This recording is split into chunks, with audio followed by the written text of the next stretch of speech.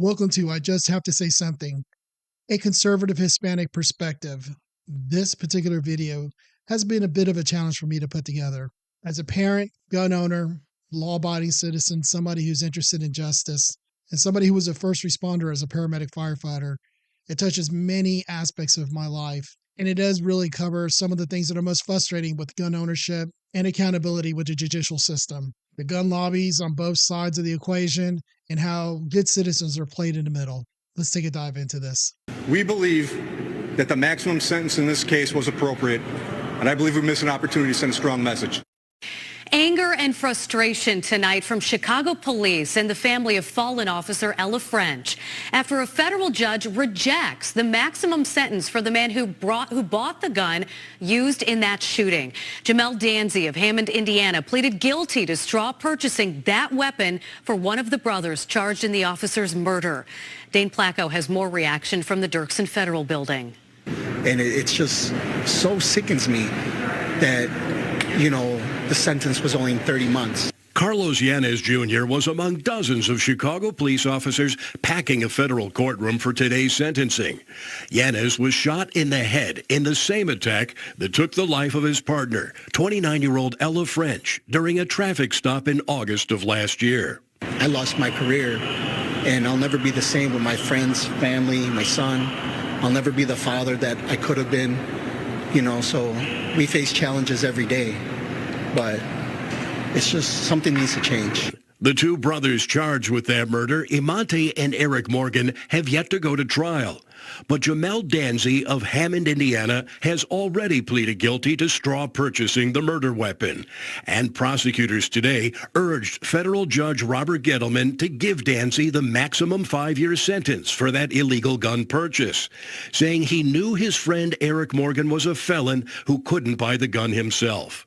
In emotional testimony, Officer French's mother, Elizabeth, faced Danzy in court and said, "What did you think that weapon was for? Your choices took my daughter from me forever."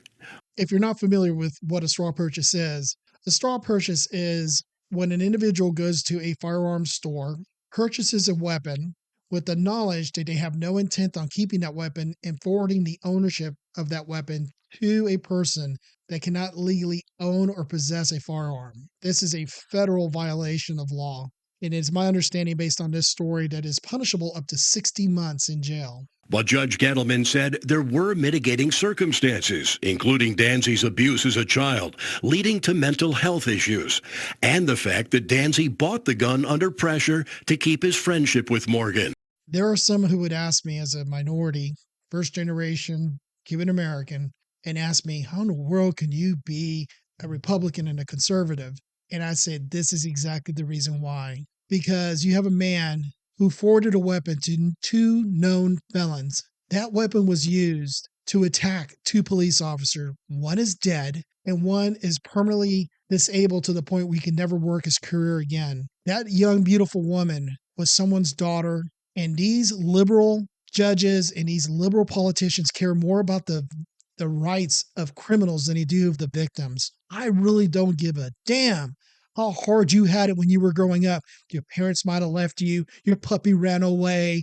You didn't get the G.I. Joe with the Kung Fu grip. I don't give two shits. You did a crime and people died, and you should be eligible for the most significant punishment possible for the results of those actions. As a human being, I understand the desire for vengeance, but that can't be the basis for sentencing, Gettleman said. This judge is so far off base. Holding someone accountable under the letter of the law is not vengeance. The maximum sentence for this particular crime, as far as I understand, was 60 months. You cut it in half because he had a tough childhood.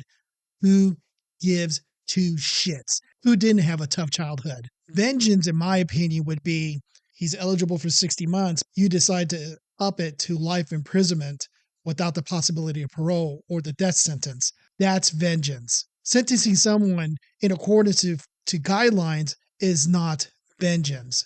Before ordering Danzy to prison for 30 months, exactly half as much time as prosecutors had asked for. So here we have the bleeding heart judge giving this guy 30 months instead of 60. And, I got to say, I'm a pretty moderate person to some of this stuff, and I'm like, okay, if you screwed up first time you did a straw purchase, you didn't know any better, no one got hurt, 30 months, do your time and we move on. But let's be real. Someone died as a result of this. A police officer died.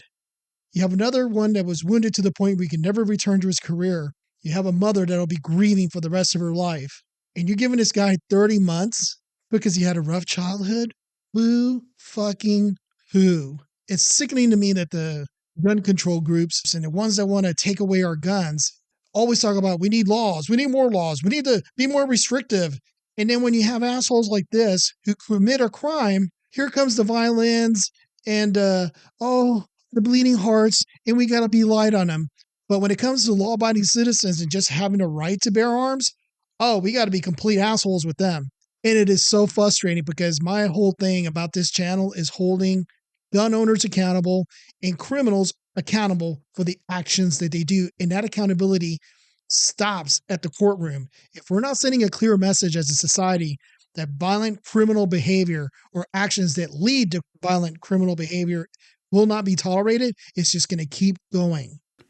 Although we respect the decision of the judge in this case, to say that we strongly disagree and are extremely disappointed, we, all the people behind us, would be an understatement. And if this doesn't change the sentencing procedures, officers are going to think twice before risking their lives constantly and not getting the justice. And this man is absolutely right.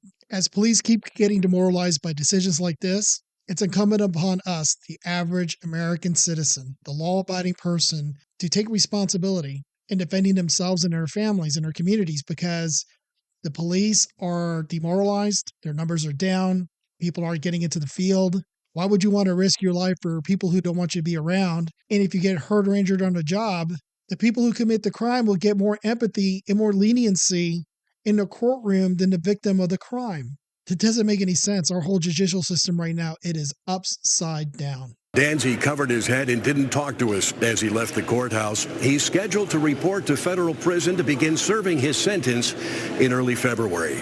At the Dirksen Federal Courthouse, Dane Placco, Fox 32 Chicago. One thing that I find disappointing from a gun rights advocacy standpoint is that I didn't see anybody standing by this family, by these officers, commenting at any point saying, this is unacceptable. When you have criminals out there that are committing violent actions and those that are facilitating those violent actions, they should be held to account. Again, the 2A group cannot be, as Obama would say, bitter clingers to their ARs and their Bibles and their pistol braces and their magazines and forget about everything else, because we live in a real world. I believe that the 2A community can make a big impression on those who are kind of in the middle, who don't know anything about guns, to sit there and say, hey, you all as liberals are weak on gun violence.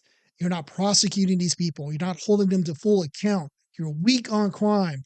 And before we talk about what we're going to do to law-abiding citizens, we need to hold these bastards to account. Once we get serious and the penalties become so punitive, so draconian for using a gun in the commission of a violent crime, crime will go down. But as long as it's free reign for criminals and the victims have no say and the victims aren't even considered in many cases, it's only going to get worse. Thank you for visiting. I just have to say something. Please like, subscribe, and hit that notification bell and share this video.